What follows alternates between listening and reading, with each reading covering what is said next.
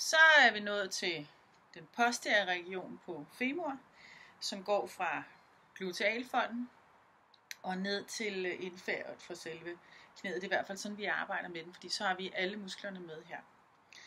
De muskler, som vi interesserer os for i det her område, det er selvfølgelig haserne. Og haserne består af biceps femoris, som kommer op fra tuber ischiaticum, som ligger i dybden herinde, og som går ned og insererer på, vi tager den herover, insererer heromme på caput fibula.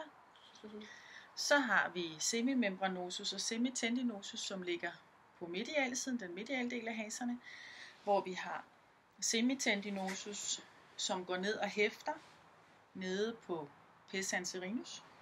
Der har vi jo også gracilis, der går ned, og vi har sartorius, der går ned og hæfter hernede på pes anserinus. Den kan godt være nogle gange være lidt øm, den der pes anserinus. Semimembranosus, den hæfter på den mediale kondyl og inde i knæledskapslen. Så Frida, hvis du lige prøver at trække hælen op til numsen, hold imod her, så kan man jo se, at så spænder haserne sig. De sidder jo ikke mere end her. Det er her haserne er. Tak. Så når vi ind til adduktorerne, og så når vi til vastus lateralis. Så det er dem, vi interesserer os for i den posteriore region. Så igen, så kan jeg jo arbejde med mit trykgreb, for at have en fornemmelse for den mediale portion, semitendinosus og semimembranosus.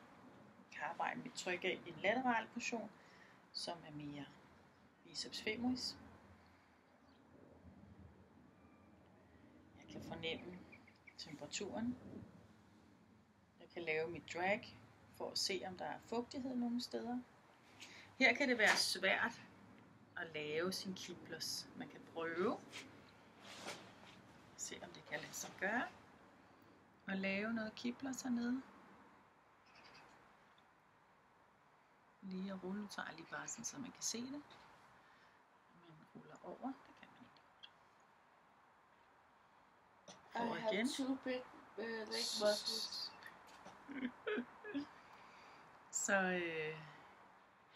Så her har vi undersøgelse af subkutan bøv på profund fascia. Så går jeg ned i selve musklen. Prøver med mit glidegreb og mine flade friktioner at mærke efter konsistensforandringer. Selvfølgelig også spørg patienten, hvordan føles det. Frida behøver ikke svare. Hun lægger bare krop til.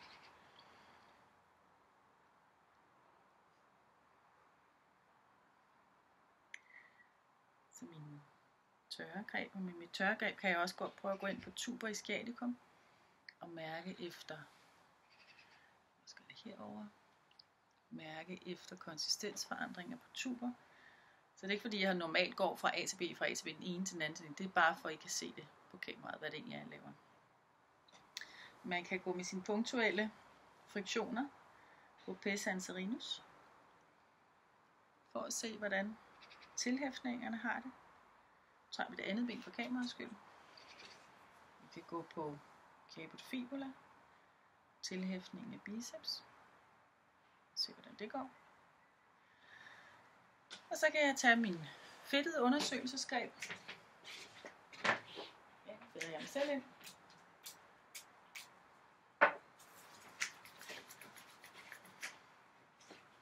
Starter med lige at fordele fedtet.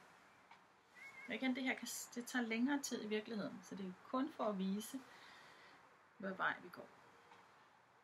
Så prøver jeg med mine effleurage friktioner og lede efter konsistensforandringer. Og hvis man er sådan en, der har haft masser af fibersprængning, eller hvad man nu kalder det, i baglårene her, så vil I kunne mærke masser af konsistensforandringer nede i vævet. Og alt efter, hvad I så finder, det er jo så det, I skal behandle på. Så jeg kommer ikke til at vise behandlingen, fordi jeg ved jo ikke, hvad I finder. Men bare undersøgelsen. Og I har masser af behandlingsgreb i forhold til, hvad finder I så. Så det var den posteriore del af femur.